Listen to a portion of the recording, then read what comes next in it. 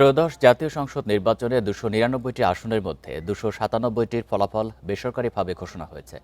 এছাড়া বাকি 2টি আসনে ফলাফল স্থগিত রেখেছে নির্বাচন কমিশন। জামায়াতের প্রার্থী মারা যাওয়ায় শেরপুর 3 আসনের নির্বাচন স্থগিত রাখা হয়।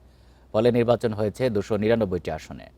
এর মধ্যে চট্টগ্রাম 2 এবং চট্টগ্রাম 4 আসনে বিএনপি জয় পেলেও আদালতের আদেশে সেটির গেজেট প্রকাশ করবে না নির্বাচন কমিশন। নুডলস খান নাই তো নুডলসই খান নাই।